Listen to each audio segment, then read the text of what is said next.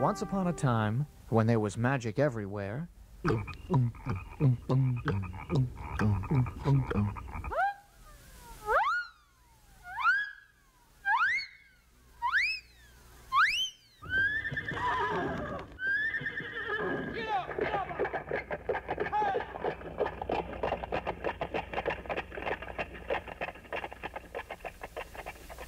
there was a widower who decided rather late in life that he should take another wife. He had fallen in love with the haughtiest, proudest, and ugliest woman ever seen. She also had a very nasty temper, and 2 daughters who had inherited all of her faults. But since he was in love with her, he didn't notice. His daughter, whose name was Ella, was not at all sure that she wanted a stepmother. But because she was as sweet and gentle as her mother had been, she said nothing about it. The moment that her new stepmother moved into the house, Ella realized that life was not going to be as nice as it had been. Ella, these are your new sisters. This is Yatata. Hi. And this is Yetita. Hi. How do you do? Now, the first thing we have to do is find a decent place for my 2 little darlings to sleep.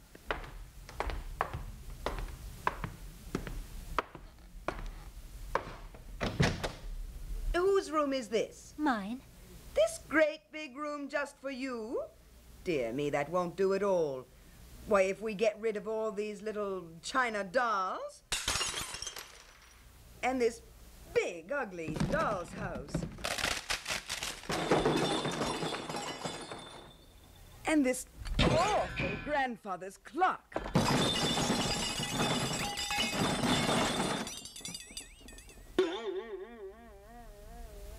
But it was my grandfather's. There'll be room for Yatata and Yetata and all their dresses. But where will I sleep? In the attic, of course. Of course. Of course. Well, that was the way it went. Ella spent her nights on a lumpy mattress in the attic, and her days waiting on her stepmother and Yatata and Yetata. Lazy bones, get those dishes done. It's 7 o'clock in the morning and you haven't made my bed yet. Why hasn't the floor in our room been swept? Lazy bones, get those dishes done. It's 7 o'clock in the morning and you haven't made my bed yet. Why hasn't the floor in our room been swept? And when the poor girl wasn't doing chores for her stepmother and her stepsisters, she wasn't even allowed to sit down, except in the cinders of the fireplace, for fear she might dirty the furniture. Ella, what are you doing sitting on the rug? Do you want to get cinders all over everything? Perhaps we should call her Cinderella. But in spite of the fact that her hands were red from doing dishes and her long blonde hair was matted from sleeping on the lumpy mattress, Cinderella was still 100 times more beautiful than her stepsisters, and they were so jealous that they couldn't stand to look at her. One day when Cinderella was out in the garden pulling up weeds, her stepmother called to her. Cinderella, come here this minute. What is it, stepmother? Aren't I pulling up the weeds fast enough? I have more important things for you to do. The king's son is having a ball, and since he is asking all the most beautiful young ladies in the kingdom to come to it, naturally your stepsisters have been invited. Naturally. You must press their dresses and puff up their petticoats and polish all their pearls, for the ball is tonight, and they must look their very best. So Cinderella, who always did as she was told, went up to her stepsister's room, the one that used to be hers. She found Yatata and Yetata at opposite ends of the room, each in front of a long mirror in which she could admire herself from head to toe. May I help you, stepsisters? Yes. I think I shall wear my red velvet dress, the one that comes all the way to the floor. Oh, that's a very good idea. It will cover your long, ugly feet. They're no longer than yours. Maybe not, but they're uglier. They are not. Oh, yes, they are. They are not. Oh, yes, they are. As you can see, Cinderella's stepsisters were almost as nasty to each other as they were to her. But they stopped their bickering and began ordering her about, as they always did. It was... Of puff up my petticoats. Polish up my pearls. But at last she had puffed up their petticoats and polished their pearls and dusted their diamonds for the last time. And they were ready to leave for the palace. Cinderella's stepmother had spent the last of the house money to rent a coach for them. So they left for the ball in what seemed to them very grand style indeed. Goodbye, Mother. Goodbye, little darling. Goodbye, Cinderella. Too bad you can't come to the ball.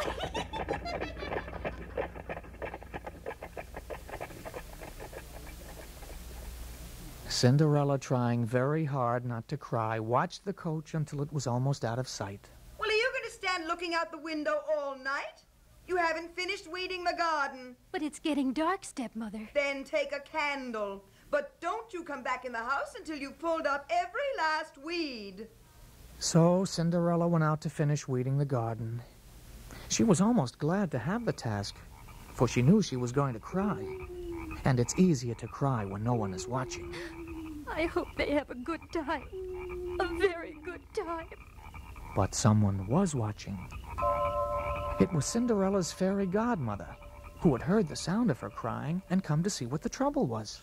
Cinderella, why are you crying, my child? I wanted so much to go to the ball. And so you shall. Really? Mm-hmm. First, you must find me the biggest, roundest pumpkin in the garden. Well, Cinderella couldn't see what a pumpkin had to do with the prince's ball, but she found the biggest, roundest pumpkin in the garden and brought it to her fairy godmother, who touched it just once with her wand, and it was instantly changed into the most beautiful coach Cinderella had ever seen. It's a wonderful coach, godmother. But how shall I get to the palace without any horses? If you look in the kitchen, you'll find that your horses are in the mousetrap. Cinderella did as she was told. And sure enough, there were 6 mice frisking about in the trap. Now open the door and let the mice out one at a time. And as each mouse came out, he was transformed into a fine-looking horse.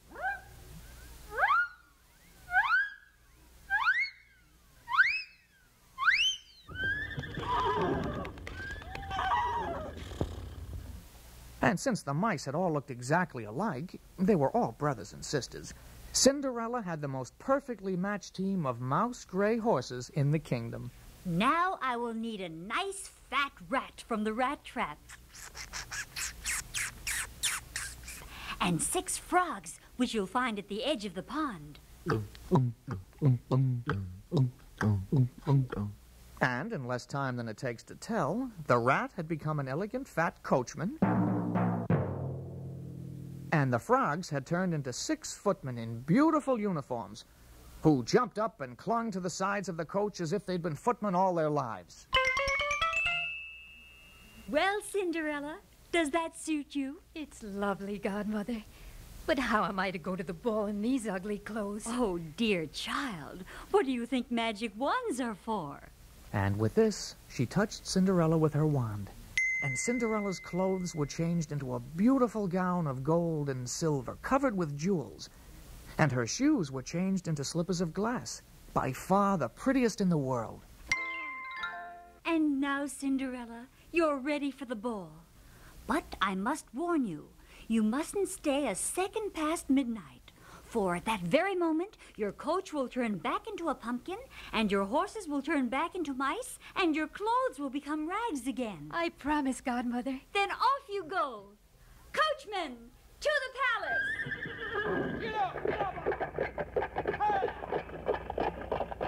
Have a good time, Cinderella, and don't forget, midnight. When the prince was told that a beautiful princess whom nobody knew had arrived at the palace, he was so curious that he went out to welcome her himself. The prince, who was as handsome as Cinderella was beautiful, was immediately taken with her. May I escort you into the palace, gracious lady? The prince led Cinderella into the palace, begging her to dance every dance of the evening with him. When Cinderella entered the ballroom, the orchestra stopped playing, and everyone stopped dancing to stare at the beautiful and mysterious princess. Who can she be?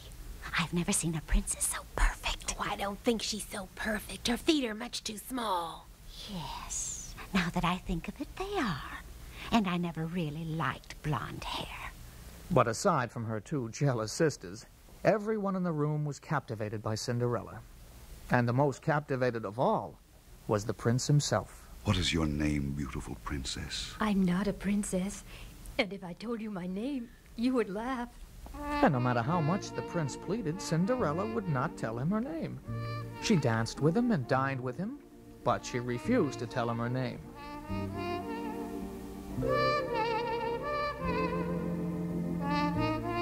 And so Cinderella and the prince danced the evening away. And because Cinderella was almost as taken with the prince as he was with her, she completely forgot her promise to her fairy godmother, until the moment she heard the first bong of the great palace clock. Oh, dear. Is it midnight? It will be when the clock finishes tolling. Oh, no. What's the matter, my princess? The ball will go on until dawn. I'm sorry, Your Highness. I'm sorry. Cinderella ran as fast as she could from the ballroom, and although the prince tried to follow her, she was far too fleet of foot. So fleet, in fact, that she ran out of one of her glass slippers just as she reached the entrance to the palace. She flew into her coach and called to the coachman to take her home. And when her coach stopped before the house, her fairy godmother was waiting for her. Did you enjoy the ball, Cinderella? It was wonderful, Godmother.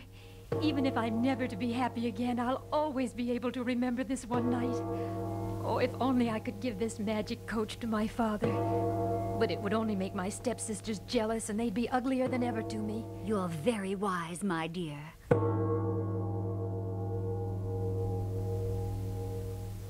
And Cinderella watched sadly as the horses were changed back into mice,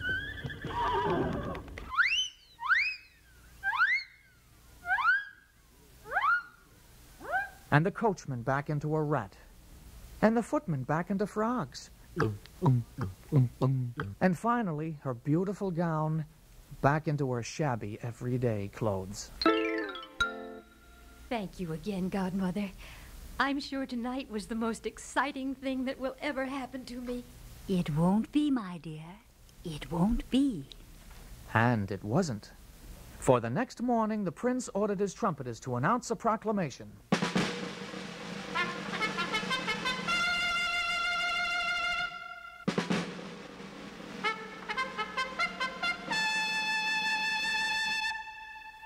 The maiden whose foot fits this glass slipper shall be my bride. Well, Cinderella's slipper was tried on all the princesses in the kingdom. And it didn't fit any of them. So they tried all the duchesses. And the countesses. And finally, they tried the slipper on every lady of the court. But for every one of them, the slipper was too long, or too short, or too wide, or too narrow. Eventually, the slipper was brought to Cinderella's house for her two sisters to try on. For the prince was determined to try the slipper on every maiden in the kingdom if he had to. UHER was the first to try on the slipper. Well, it feels fine. Oh. But it was obvious to all that UHER had managed to get her foot into the slipper only by folding over the last 3 inches of her toes double. So the prince asked UHER to try the glass slipper on her foot. Now, UHER had seen her sister's difficulty, so she had quickly run to the kitchen and covered her foot with soap suds so that it would slide easily into the slipper. Of course, as soon as she tried to stand up, she fell out of the slipper. Then Cinderella spoke up timidly from where she was sitting in the corner of the fireplace. Perhaps it will fit me. Cinderella's stepmother and her stepsisters all laughed at this. But the prince was determined to try the slipper on every maiden in the kingdom. So he knelt and tried it on Cinderella. And lo and behold, It fits as if it had been made for you. It was. before the prince could recover from his astonishment, Cinderella's fairy godmother appeared, and with a tap of her wand, clothed Cinderella in a gown even more beautiful than the one she had worn to the ball. I told you the night of the ball would not be the most exciting thing that ever happened to you, Cinderella. When her sisters realized that Cinderella was the beautiful princess of the ball, they threw themselves at her feet and begged her forgiveness for all their cruelties to her, which she promptly gave them. The prince found Cinderella even more beautiful than he had first thought, and they were married a few days later. People married much younger in those days, you know. So there was a very long after for Cinderella and the prince to be happy forever in.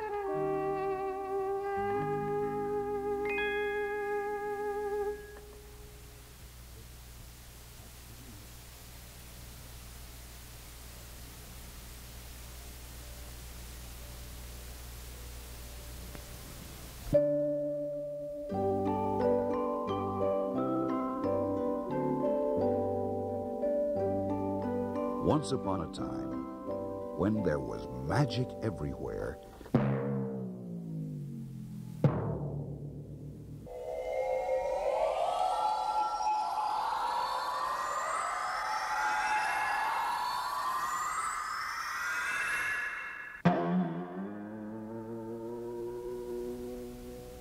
there lived a poor woodcutter and his children and their stepmother, the woodcutter's second wife.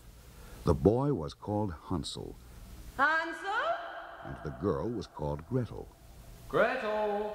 That is, when their father and stepmother had the strength to call them, for the family was so poor that very often there was not enough to eat. One night, Hansel and Gretel's father was lying in bed, worrying and talking to himself, because for the last 10 days he had been able to find only enough dry wood to buy bread crusts to feed his family. I don't know. What can I do? About what? What will become of us? If we feed ourselves, then the children will starve. If we feed the children, then we will starve. But once we've starved, then the children will starve.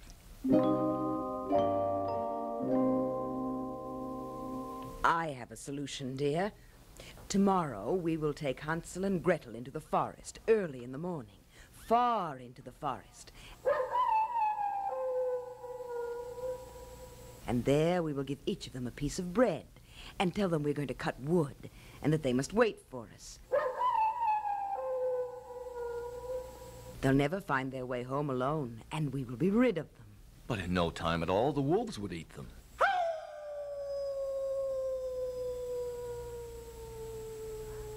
At least you and I would no longer be hungry. Neither would the wolves. But what about Hansel and Gretel? Look at it this way.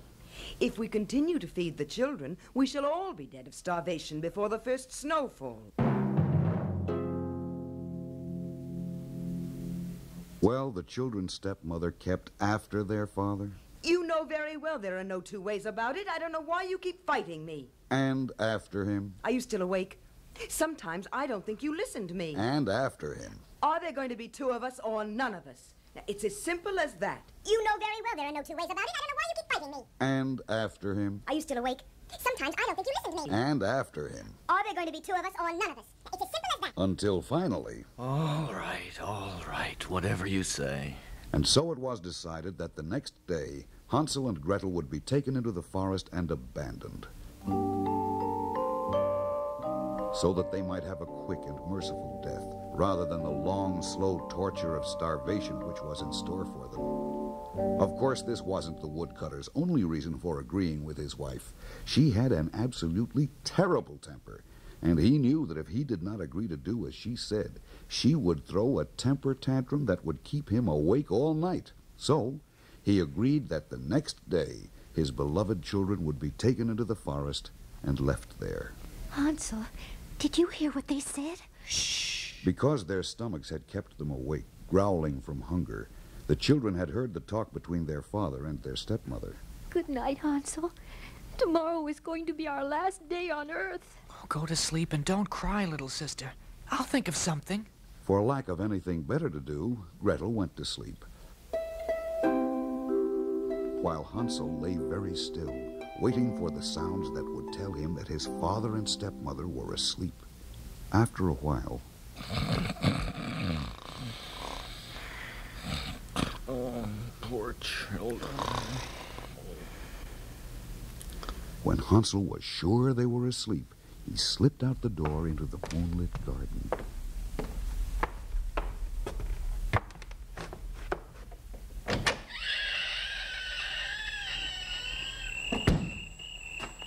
if I can only find some shiny stones. Hansel gathered up all the shiny stones he could carry and brought them back into the house and hid them under his bed. Then he said his prayers, gave his sleeping sister a kiss, and went to sleep without a worry.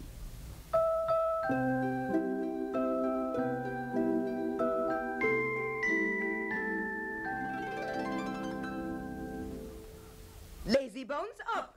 Both of you. Oh, yes, Mother. So the family set off together for the forest. Gretel had to carry what little bread they had, since Hansel's pockets were full of shiny stones.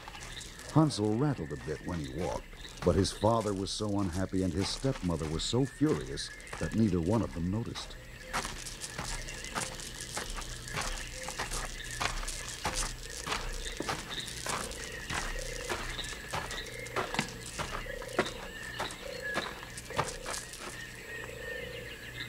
Hansel, what are you stopping for?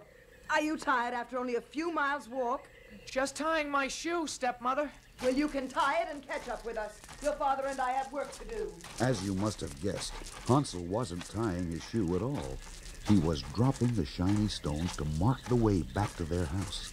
He lagged behind as long as he dared, but suddenly he came upon his sister and his father and his stepmother, who had stopped in the very middle of the forest. Now you children gather some brushwood and make yourselves a fire, and your stepmother and I will go out and cut some wood. When we have all we can carry back to the house, we'll come back here and get you. It will be just the kind of day you lazy bones like. You can warm yourselves by the fire while your parents work for you. So Hansel and Gretel sat by the fire, and they waited, and they waited, and they waited. But they knew no one would come for them.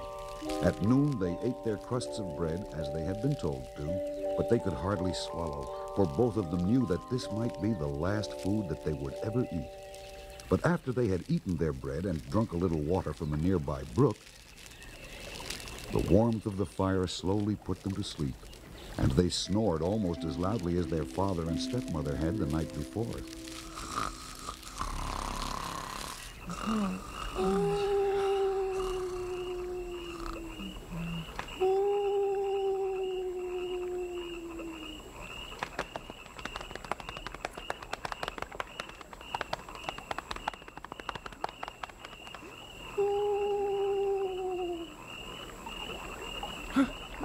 Hansel, what was that noise?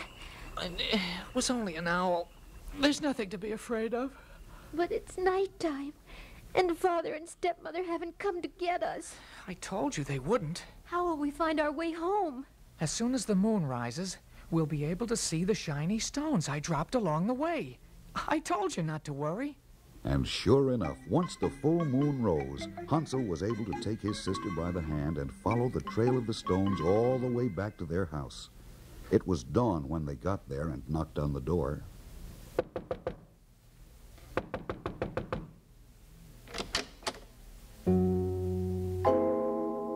Well, here you are. We thought you were never coming home. And even though their stepmother was quite cross with them, Hansel and Gretel's father was very gentle, for he had never really wanted to abandon them in the forest. He tucked them lovingly into bed and said, Sleep well, my children. Sleep for 2 whole days if you wish. You've walked many miles, but you've come back to me.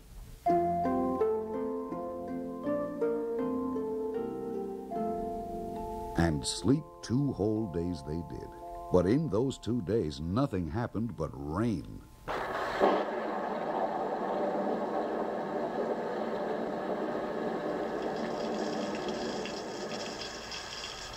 Rain, rain, and more rain. No wood could be cut. And on the 3rd night, Hansel and Gretel heard their stepmother say, Well, there's not a penny more, and only 2 slices of bread. We simply have to take the children farther out into the forest this time, so that they can't possibly find their way back. Otherwise, we shall all starve.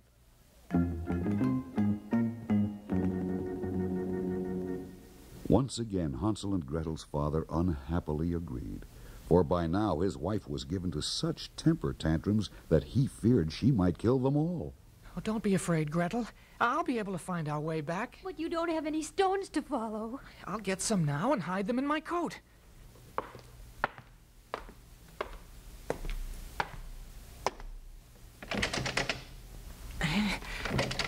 locked in. We'll never find our way home. They'll take us into the forest and we'll never come out again. But Hansel was not so easily frightened. He told his sister once again that there was no need to worry and peacefully dropped off to sleep. But not for long. All right, children.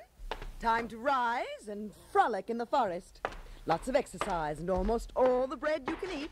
Hansel and Gretel got up and followed their father and stepmother far into the forest. Children, keep up. You don't want to be left behind. Hansel, what are you doing? I'm crumbling up my bread to leave a trail of crumbs. Children, catch up. At last, they came to a place where the forest was so thick it was hard to tell day from night. And their stepmother said, Stay here, children, and when you feel sleepy, go to sleep.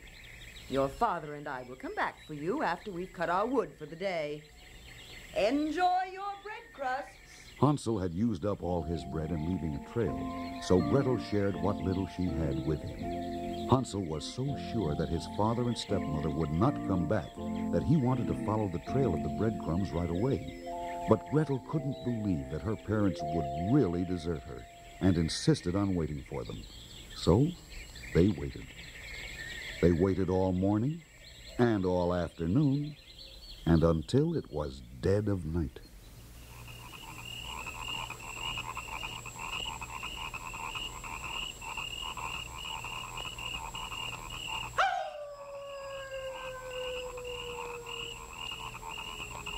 Hansel, I'm cold. Do you believe me now?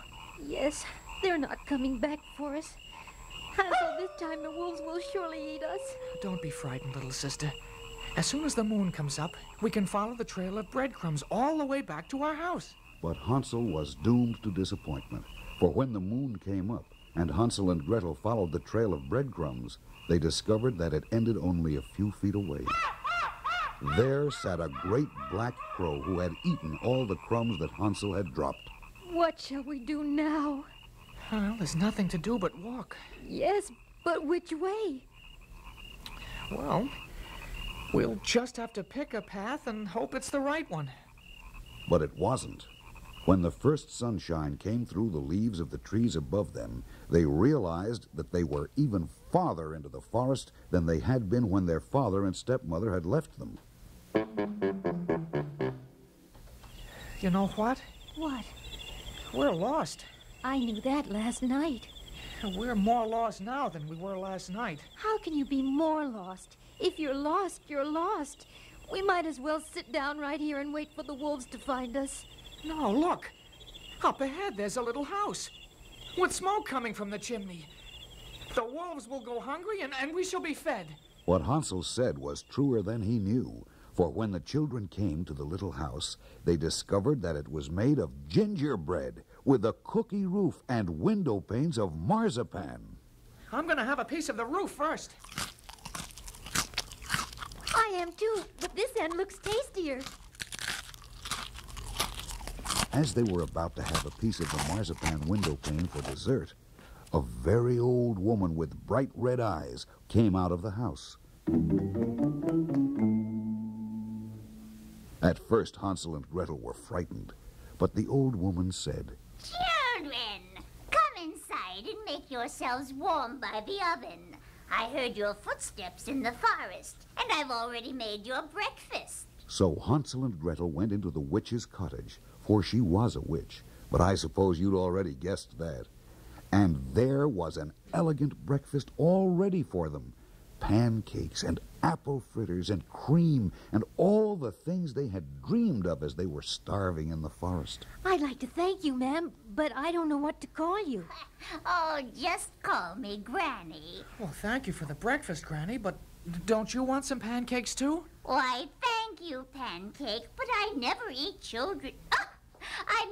Thank you, child, but I never eat pancakes. Now, would you like your dessert? I never heard of dessert with breakfast. Well, now you have. Don't tell me you've never heard of toad pudding.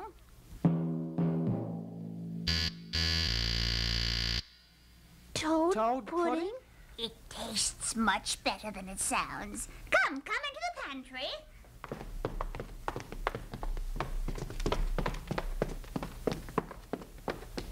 Oh, I never saw a pantry with bars on it before. There.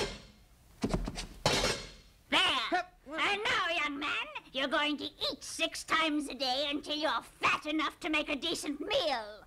Poor Hansel. He always had to go first. The pantry wasn't a pantry at all, but a prison, where the witch was in the habit of keeping children until they were fat enough for her taste. For she ate nothing but well-fed children. And as for you, young lady, you're going to carry water and chop wood for me until your brother is plump enough to be worth eating. Then I'll fatten you up myself. Every morning the witch would go to the pantry. Hansel, stick out your finger. I don't understand it. It feels as if you haven't gained an ounce. The witch couldn't see very well, so she had to go by feel. But Gretel had stolen a chicken bone from the garbage, and each morning when the witch would ask to feel Hansel's finger, he would stick out the chicken bone so that the witch would think he was skinny. Finally, the witch lost her patience, for she hadn't eaten a decent-sized child since Easter. Gretel, I've waited long enough. Whether he's fat or lean, I'm going to make a meat pie of your brother.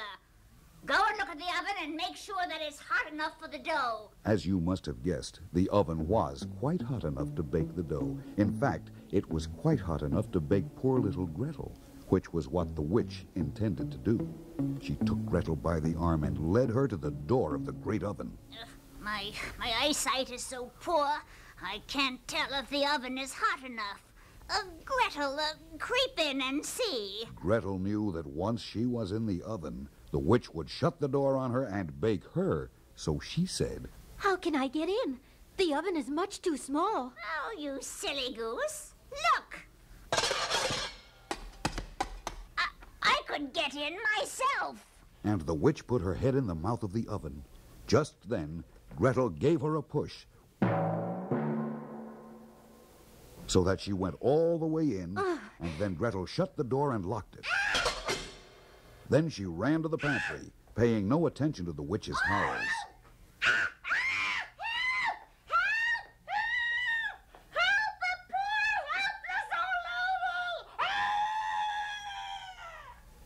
Hansel, we're free. The witch is dead.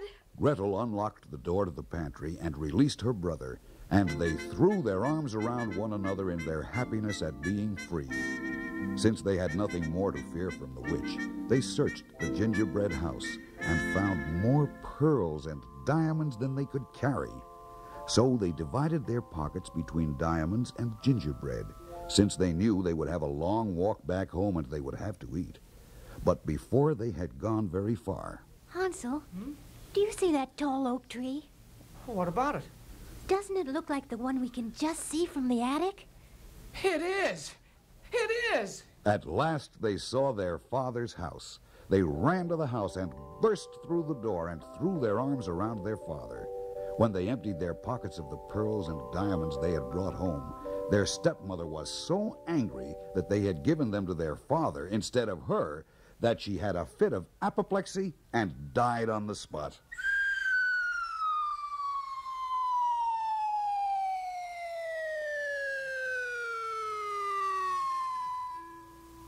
But the three who lived, the woodcutter, his son, and his daughter, lived happily ever after.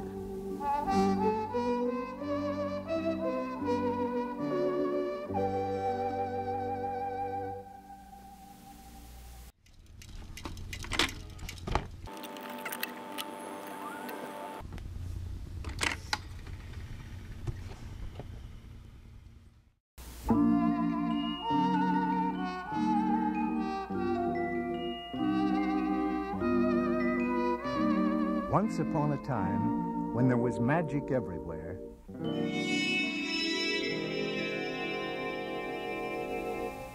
a beautiful queen sat at her window, watching the snow fall as she worked at a piece of delicate lace for her baby daughter's crib.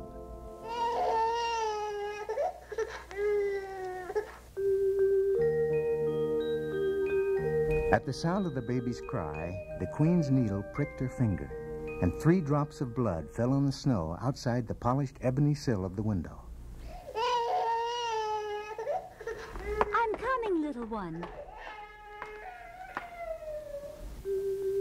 The only name the baby princess had was Little One, for her mother had been too ill even to arrange for her christening.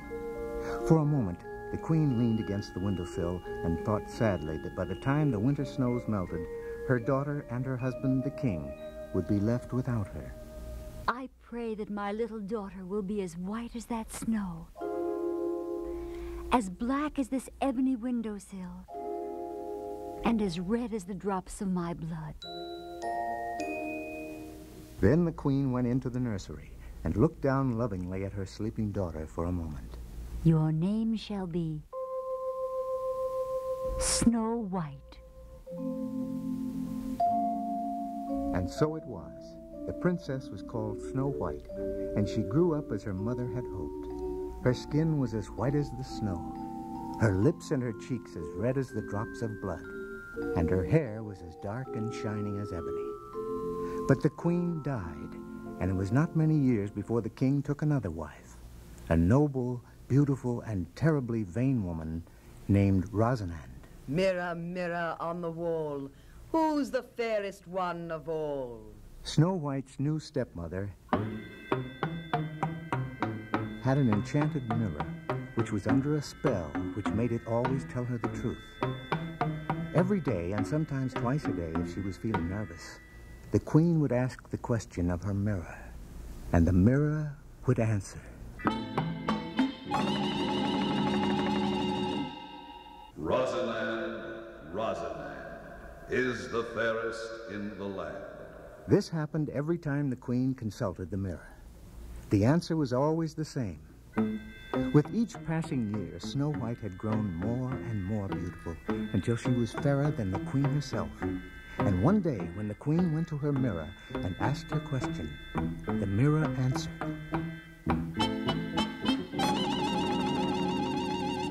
The queen is beauteous to behold, all right. But the fairest of all is now Snow White. When the queen heard this, she flew into a rage and sent for the shepherd of the castle's flocks. Take Snow White far into the forest and put her to death. But, Your Highness... Don't argue with me, peasant. Do as I order. Yes, Your Highness. The shepherd tried to obey the queen's command, taking Snow White deep into the forest. Why are we going so far? By the time we get back to the palace, it will be dark. You're not frightened, are you, Princess? Why should I be frightened, Shepherd? I have you to protect me. And so, as he looked down at Snow White's face, the shepherd knew that he could never bring himself to kill her, and that the only way to save her from the wicked queen was to leave her alone in the forest, in the hope that someone would find her.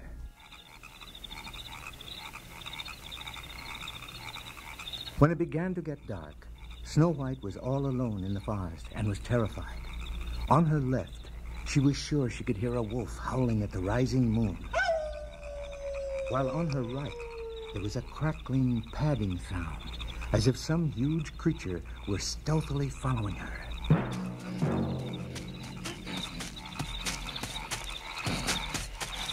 Snow White began to run, faster and faster, even though she had no idea where she was going. And suddenly...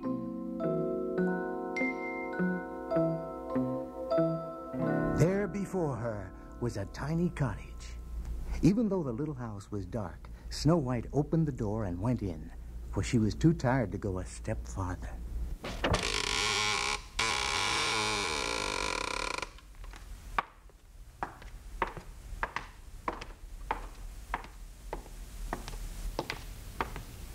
What a lovely little house. They must be having company for dinner. 7 little plates on the table. And 7 little loaves of bread and 7 little wine glasses. Snow White was so hungry that she couldn't resist taking a little piece of bread from each loaf and a sip from each of the 7 glasses. Then she tried each of the beds in turn. There were 7 of them, too, all in a row. And finally found one that was almost long enough for her to lie on if she put her nose against her knees and promptly fell asleep.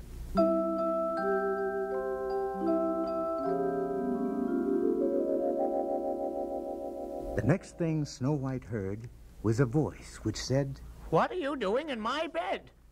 Snow White opened her eyes, and there, surrounding the bed, were 7 little dwarfs. I'm sorry. I didn't know whose bed it was. Well, it should have been obvious to you that it was mine. Look at the size of it. Snow White realized that what the dwarf said was true. She had taken the largest bed, and he was by far the tallest of the 7, well over 2.5 feet tall. So Snow White apologized and explained how she had come to be lost in the forest, and how the queen had ordered that she should be killed. Killed? Why, that's criminal. My child, I have an idea. How would you like to keep house for all of us? All of you? Well, there's just the 7 of us. This is Alaric, Cedric, Diedrich, Eric. Oh, you like Eric. I'm sorry, boy. Emmerich, and this is Friedrich, and yeah, I'm Heinrich. How do you do? But don't mind my brothers. They're very shy. Well, will you stay with us? All you have to do is cook and wash dishes and do the knitting and darning and spinning while we're out in the mountains looking for gold. And you'll have 7 strong men to protect you. Thank you, all 7 of you. I accept. I'll stay with you and the queen will never find me. But Snow White reckoned without the queen's enchanted mirror. For the very next morning, the queen went to it and asked her usual question.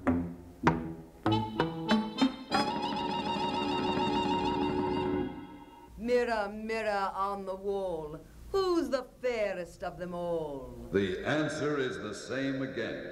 She lives with 7 tiny men. Where? Where do they live? Through the forest to the mountainside, you'll find the place where the dwarfs reside. The queen was furious, for she knew that the mirror always told the truth and that the shepherd had betrayed her.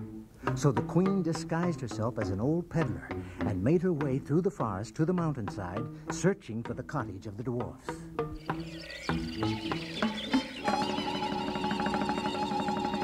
Fine laces and silks for sale. Fine laces and silks for sale. Anyone at home? I'm sorry, I don't need any silks or laces. At least you could open the top of the door so a helpless old lady doesn't have to shout. Thank you, my child. You're welcome, but I still don't need any silks or laces. Well, that's quite all right. Since you have been so courteous to me, I'll give you new laces for your stays. Here, turn around and I'll lace them up for you. Snow White innocently did as the old woman asked. But as soon as she turned around, the old woman seized the laces around her waist and pulled them so tight that Snow White couldn't breathe. Now, who's the fairest in the land? But when the queen hurried back to the palace to question the mirror,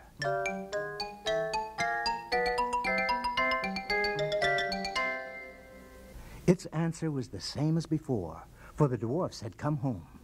They were terribly saddened at the sight of their beloved Snow White lying on the floor as if she were dead. But when they lifted her up, they saw what had happened and loosened the laces so that she could breathe again. When she told them what had happened, Well, the old woman was certainly the queen in disguise. Snow White, you must never let anyone in the house again. Snow White gave her promise, but it was to be of no use. For when the queen returned to the palace, the mirror told her that Snow White still lived. Those cursed dwarfs will grieve and sorrow. She lives today. She dies tomorrow.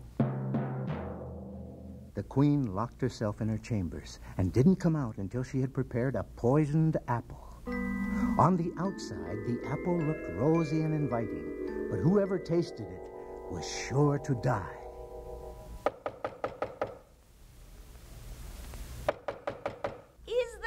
lady of the house at home? I'm the lady of the house. I'm sorry, but I can't open the door to you. Oh, that's quite all right. I just wanted a drink of water from your well. You're welcome to it, old woman. Thank you, my child. For your kindness, I'm leaving a lovely apple outside your door.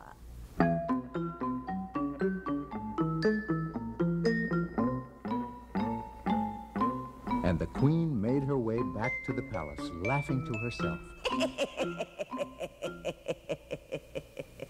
Because she knew that once she was out of sight, Snow White wouldn't be able to resist the temptation to open the door and have a taste of the beautiful apple. And the queen was right.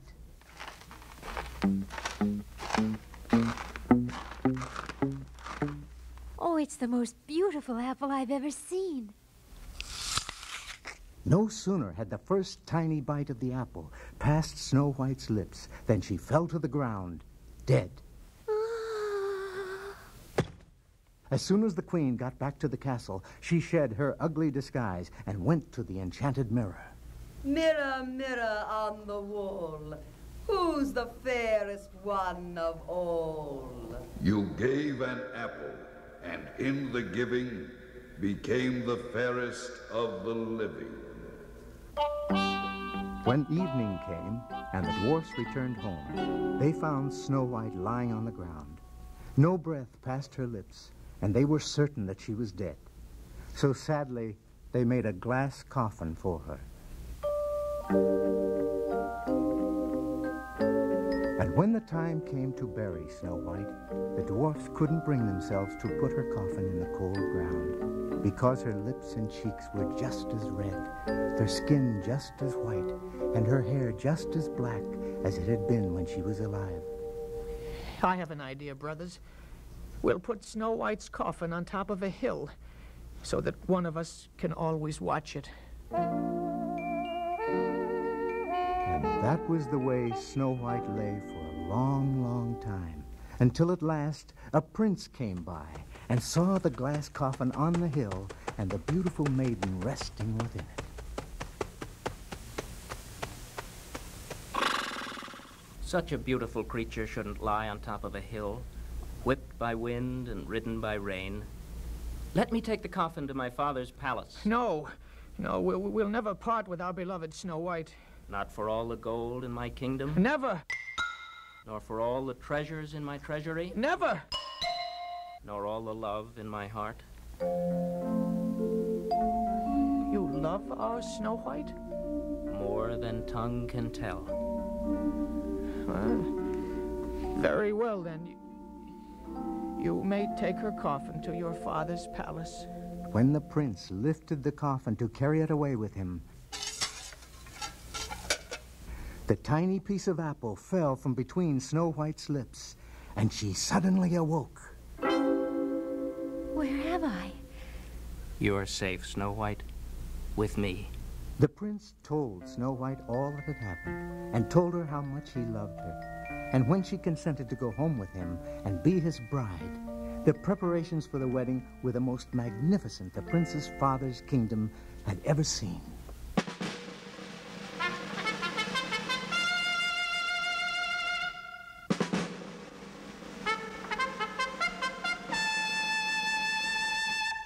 Invite every royal family within 1,000 leagues. And thus it was that Snow White's stepmother came to be invited to her wedding. Not knowing who the bride was to be, the queen put on every jewel she owned and prepared to leave for the ceremony. When she was dressed in all her finest, she couldn't resist one last look at the mirror.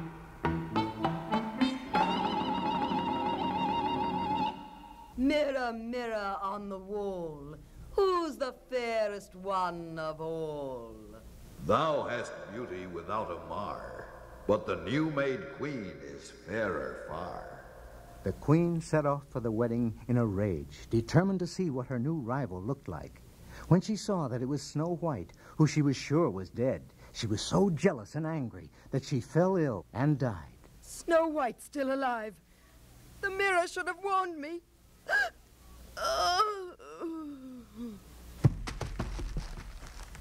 But Snow White and the prince lived and reigned happily over the land for many years.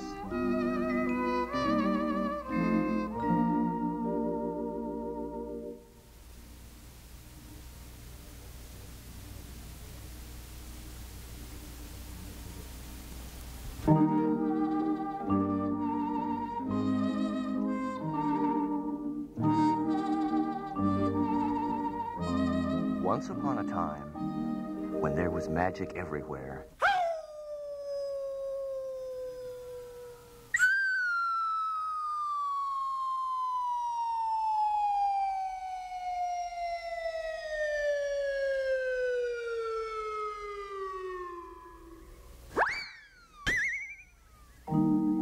more years ago and miles away than you or I would care to count, a king and queen reigned over their kingdom. Well, they didn't reign very much, for the king had virtually nothing to do but read the prime minister's monthly report. Let's see, 2,000 babies born this month, and no one died at all. Income up. Ooh, good, expenses down. No war in sight till fall. Actually, there was no war in sight at all, but the king was a worrier. The kingdom was prospering, the treasury was full of money, and the king and queen had everything they might need to be happy, except a child. They had been married almost 10 years, but since they had no children, they were not happy at all. One day, as the queen was walking in the royal garden, a fish jumped out of its pond and lay on its side at her feet, gasping for breath. The queen gently picked up the fish and put it back in the water. But as it swam away, the fish showed that it was not a fish at all, but a fairy. For it said, "For your kindness, O Queen, you shall have a daughter." The queen was quite surprised, but miracles were much more common in those days than they are now. So she let herself hope that the fish had told the truth. And it had. For soon the queen had a little girl. And when the king first saw his beautiful daughter, he said, "Well, invite all the nobles of the kingdom to a celebration at the palace, so they can admire the beauty of my newborn daughter." His wife suggested that the 6 fairies who lived in the kingdom be invited too, so that they could give the baby their blessings. And the king gladly agreed. And so, with much fanfare, the celebration was announced.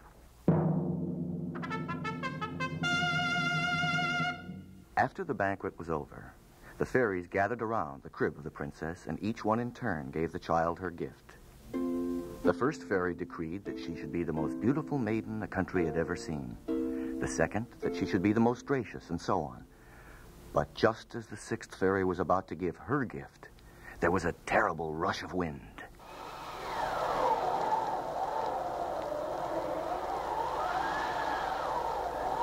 The music stopped.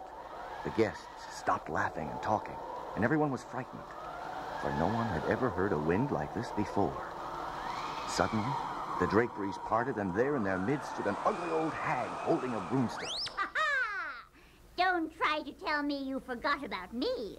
So I wasn't pretty enough for your party, was I? Well, Your Highness, you're going to learn how dangerous it is to insult a fairy. The evil old woman pointed her bony hand at the crib, and as she spoke, the wind began to rise again, and the light of the candle shivered. Little princess, before you're 16 years old, you will prick your finger with a spindle and fall down dead.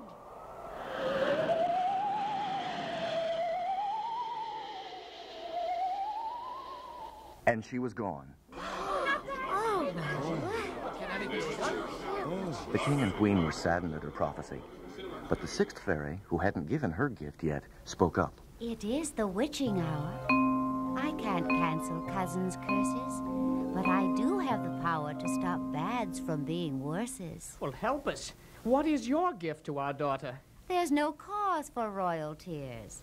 Should your daughter prick her finger, she won't sicken or malinger, merely sleep 100 years. Well, I'll make certain that that doesn't happen. Issue a proclamation. All spinning wheels in the kingdom are to be burned, and no one may use a spindle for the next 16 years. Well, 15 of those years went by, and all the prophecies of the first 5 fairies came true. The princess was so beautiful, so wise, and so good that no one who saw her could help loving her. One day, not long before her 16th birthday, the king and queen were called away from the castle, and the princess, as she often did, amused herself by poking through the 1,000 nooks and crannies which the ancient castle held.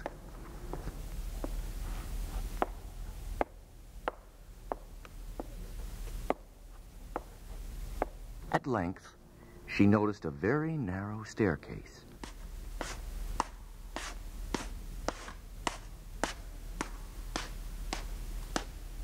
Which ended in a tiny door. There was a tiny gold key in the door, and the princess turned it and opened the door. It opened on a tiny room where an old lady sat at a spinning wheel, spinning busily. The princess didn't recognize her, of course, but perhaps you will. Why are you so curious, my child? Have you never seen a spinning wheel before? The princess was fascinated, for she hadn't seen a spinning wheel before. Here, my dear, take the spindle yourself. I'm sure you can learn to spin in no time at all. The princess reached for the spindle, but the moment she touched it, the fairy's words came true. The spindle pricked her finger, and she fell to the floor as if she were dead. She wasn't truly dead, as you know, but only in a deep sleep. There was little the good fairies could do, but they did what they could. They carried the princess to her chambers and placed her on her bed, which was the softest in the land. When the king and queen returned to the castle, the fairies enchanted them so that they too could sleep for 100 years.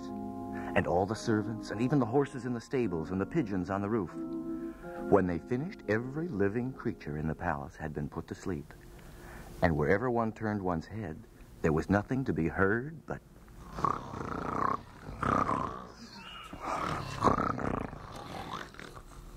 And that was the way the palace remained for many, many years. Until one bright morning, a handsome young prince from a nearby kingdom was riding along the road toward the palace when he was stopped by a very ugly old woman. Young man! Young man! May I help you, old woman? I'm trying to help you. Don't you know you're riding towards the enchanted castle? I know. I'm on my way to awaken the Sleeping Beauty with a kiss and make her my bride. Ha! Sleeping Beauty. There is no such girl. Even if you could get through the thorns, you wouldn't find anyone in the castle except a terrible ogre. We'll see. Please get out of my way, old woman. You'll be sorry. The ogre will eat you. Don't be silly. Everyone knows ogres eat nothing but children. Then you'll be embrangled in brambles and die a dreadful death. But the prince was far too brave to be frightened of a forest of thorns, and he rode right up to it. But as he approached, the thorns turned into a soft cushion of flowers, which opened a path before his horse's hooves. The reason for this magical happening was the same as the reason that the evil fairy, as you must have guessed by now that that's who the old woman was, had been so anxious to keep the prince away from the castle. It was 100 years to the day since Sleeping Beauty had fallen asleep. The prince entered the castle and was amazed.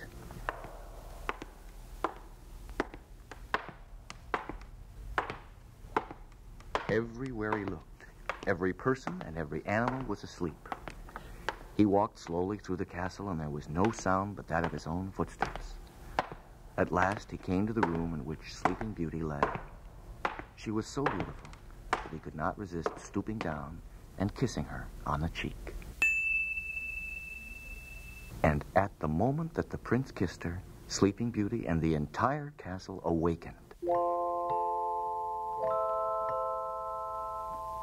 The next day, the prince and Sleeping Beauty were married, and the king and queen gave them a tremendous wedding feast, after which they lived happily ever after.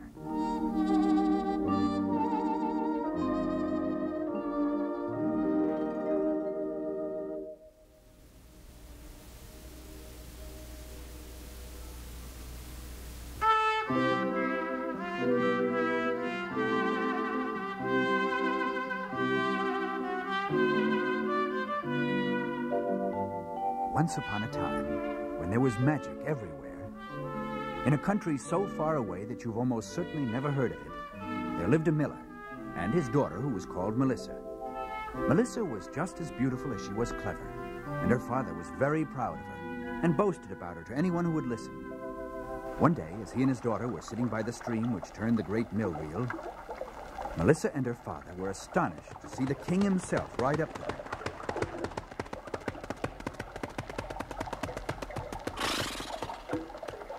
The poor miller was so nervous that he couldn't even squeak.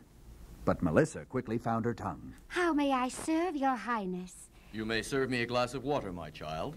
I've been hunting and I am thirsty. As Melissa ran to do the king's bidding, her father found his tongue and began boasting to the king of her cleverness. In fact, he was so carried away as he described Melissa's good qualities that he did a very foolish thing. He told the king that his daughter could spin straw into gold. Now, the king was a good and just man, but he had one fault. He was overly fond of gold. The mere thought of a pile of gold was enough to set his mouth watering, so that by the time Melissa returned with his glass of water, he scarcely needed it. Your father tells me that you're so clever you can spin straw into gold, young lady. Oh, no, your majesty. I'd have no idea how to do it. Suppose you come with me to the palace, and we'll see about that. The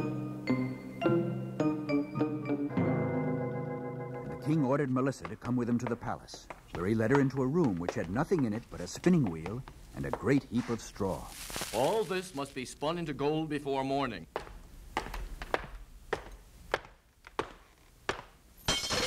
Melissa sat down on the straw and began bewailing her fate. But suddenly, the door opened again, and a funny-looking little gnome came into the room. He had a long, pointed nose and an even longer, pointier beard.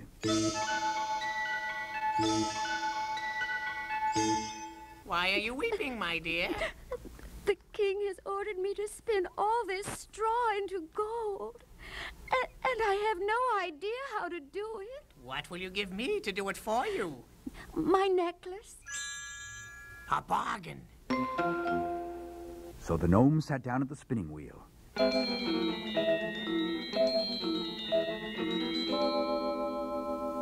And by nightfall, he had spun all the straw into gold and gone off with Melissa's necklace. The next morning, when the king saw all the gold, it merely made him more greedy than ever. And he brought Melissa an even larger pile of straw than the first one and ordered her to spin it into gold. But, your majesty, I can't turn this straw into gold.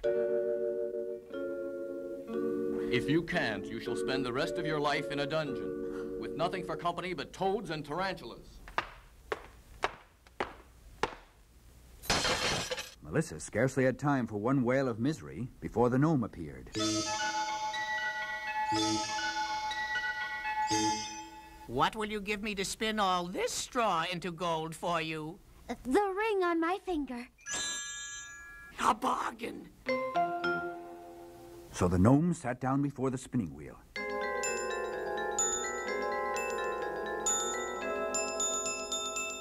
And in no time at all, he had spun all the straw into gold and gone his way. But when the king saw the gold, he was still not satisfied, and he filled the whole room with straw. All this must be spun into gold by tonight, or you and your father will spend the rest of your lives in a dungeon. At least we'll have each other for company. Separate dungeons. This time, when the gnome appeared, Melissa had nothing to give him.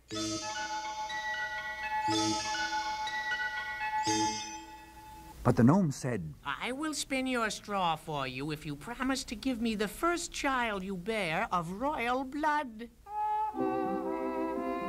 Now Melissa knew that since her father was only a miller, she would almost certainly never have a child of royal blood. So she quickly agreed to the bargain. And in less time than it takes to tell, the room was filled with gold, and the gnome was gone.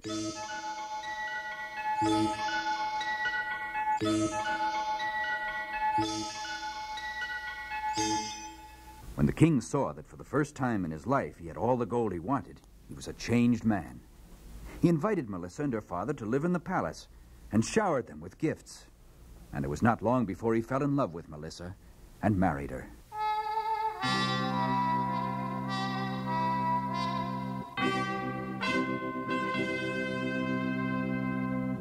When her first baby was born, Melissa was so happy that she forgot the gnome and her bargain with him, until one day he came to her and told her that he was going to take her child away from her.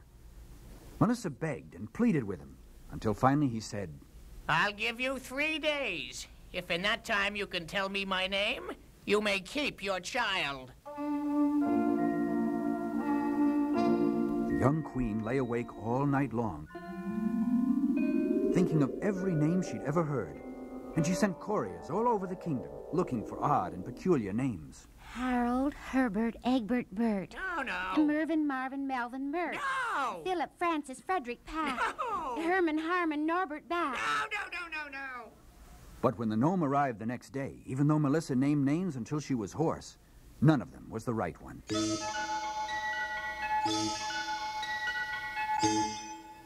The second day, she tried every strange name she could think of, and even a few that she wasn't even sure were names at all. Snavely, Snively, Snidely, Schlump. No. Gravely, Girdly, Sturdily, Gump. No. Hendrickson, Schmendrickson, Fredrickson, Crump. No. Farquharson, Ferguson, Flubberson, Frump.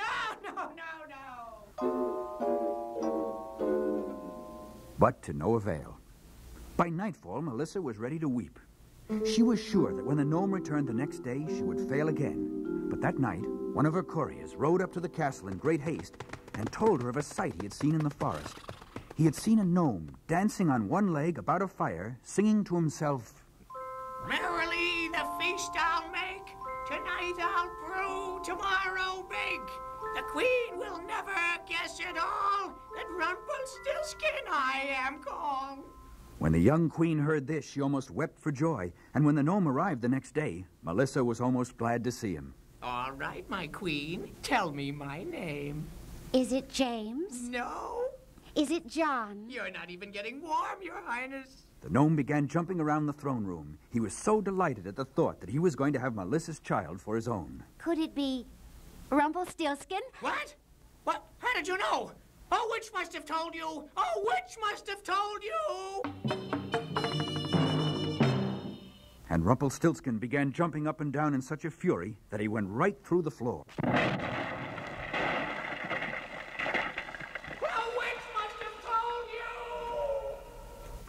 And nothing was ever heard of him again. And Melissa and the king and their child lived happily ever after.